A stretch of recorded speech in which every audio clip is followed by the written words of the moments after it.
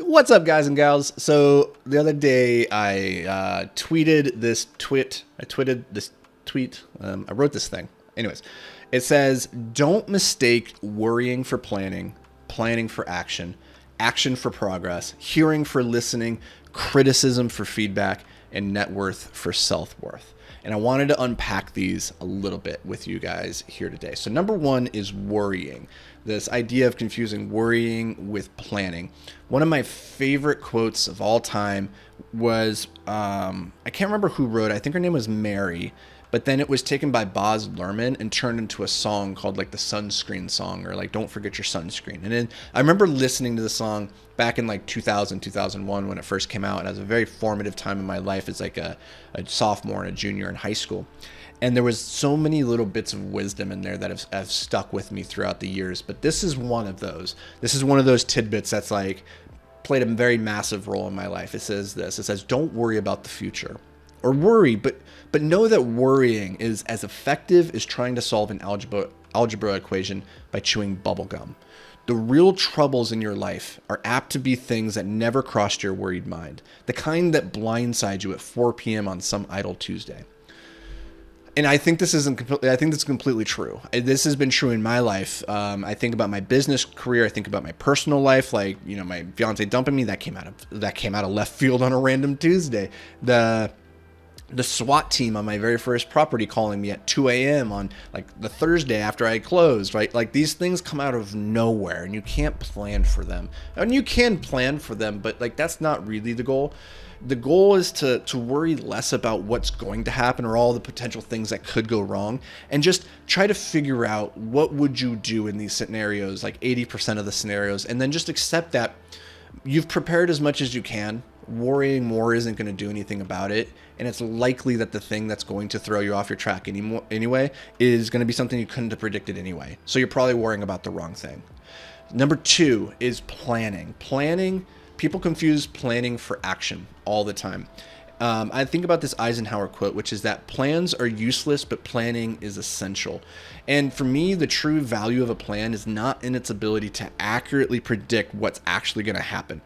The value is in its ability to make you aware of potential options so that when something invariably does go off the rails, you're not going to be taken by surprise. You've already contemplated it. You already have some options. And I think that's the key, is just to make sure that you've considered the 80% of options that are available to you, and then move forward with as much confidence and gusto as possible, realizing that something is probably going to sideswipe you, but that you've thought through as much as you can, you've prepared as well as you can, and that you're focused more on being resourceful than having resources. And when we get locked into just trying to plan everything to the nth degree, trying to plan it to perfection, we're trying to create this environment where we have infinite resources to solve the thing, and we've thought it all through, when in reality, like, that's just going to weigh you down, and it's an impossible thing to even strive for. What's easier and more attainable for all of us is just to become resourceful, to become the kind of resilient person who can problem solve in a moment of crisis, maintain poise,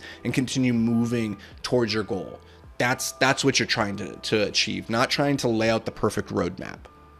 Because if you do that, then you will confuse planning with actually taking action. Like, the planning is not moving you towards the goal. So the sooner that you can start taking action, the better. But we need to be aware of number 3 on this list, which is that we can't confuse action for progress. Okay. Now here's the thing. The universe responds to action, not intentions. And you are a catalyst for changing reality itself. I think that's one of the coolest concepts, to realize that you are a catalyst for changing reality itself, but only if you do something. You can't get stuck in that planning phase, right? So you got to take action. But the problem is, where you are standing right now on the road, you don't necessarily know what the right action is, right? I think about this Peter Drucker quote a lot, which is that there is no greater waste than to do with excellence that which shouldn't be done at all. But how do you know what are the things that are worth doing when you haven't done it before, when you haven't been to the place, when you haven't been to the destination, right? That's the hardest part. Now, there's 2 solutions. One is to surround yourself with people who have done the thing. To get a coach, get a mentor, get a perspective, somebody who can give you perspective, can help you understand what are the roadblocks likely to be in front of you. What is the right action? That's one step. The other step, though, is to recognize the only way you're going to get clarity about what the right actions are is to take those wrong actions, to be willing to take those wrong actions and then pivot and adjust. And that's very key, because without the pivoting, without the adjusting, you're just taking mindless action. And you must never confuse mindless action with progress, because they are completely different things. All right, the next one on this list is not related to, worrying, planning, action, or anything like that. It's hearing. People confuse hearing for listening. So I find hearing to be a very interesting concept, because you can't turn your ears off. It's one of the senses that is going to be running for the entirety of your life, right? You can't just turn your ears off at any given moment. Right now, there's a bunch of sounds coming in from my office out my window, right? But I'm not listening to them, because listening is an active process. It requires intention. And what I find is when you're with people, you need to transition and really understand that you can't be passive in hearing. You must be active in listening.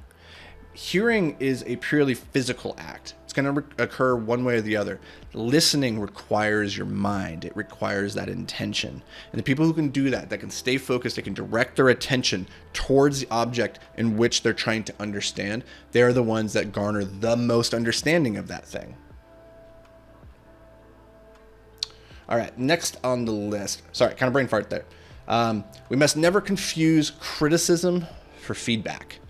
I think this is an easy one to default to, criticism, right? Criticism it's easy to give, because there is you're not trying to help. You're just focusing on the problem. Criticism only cares about the problem, whereas feedback only cares about the growth that's required to attain the solution. And that one's much harder to give. It's much easier to sit and bitch and moan and complain about what's wrong. It's easier to point that out. It's much harder to give feedback, because that requires reflection. It requires, trying to triangulate and create a hypothesis for what went wrong, and then to try to deliver that in a meaningful way that maybe the other person can take and to move forward with.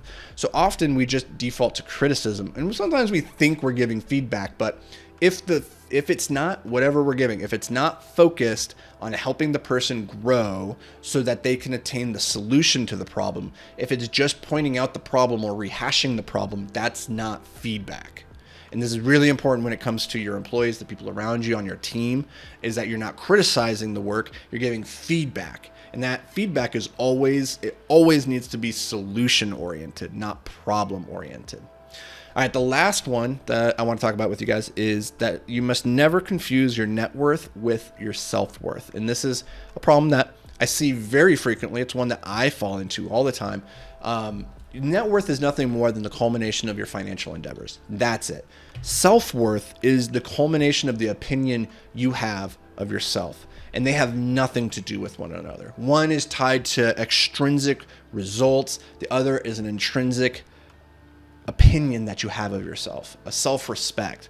But the problem is, because net worth tends to be easier to measure and therefore manage, it's the one we focus on. It's the one that we can signal to people with the car that we drive, with the fancy watch and all these other things. It's very, very hard to signal to somebody that you have high self-worth, right? And if you're struggling with self-worth, then often what we try to do is use other people's opinions of us as a proxy to say, oh, I might not think very much of me, but the world does. And this is where status signaling starts to come in as a measure of, oh, I am valued because these other people think so, when truly the only opinion of you that matters is your own. And so I just encourage you to focus on the fact that most of the most important things in life can't be measured on a spreadsheet. Your net worth can be measured on a spreadsheet. Pretty much, if it can be measured on a spreadsheet, it's probably not the most important thing, just as a general rule. So those are some things that I want to share with you guys, some mistakes that we make, that we conflate one thing with the other, especially on the path of entrepreneurship. These are really easy mistakes to make. So I hope this brings you guys a little bit of value. As always, thank you for being here. I'll catch you in the next episode. Until then, stay hyper-focused, my friend.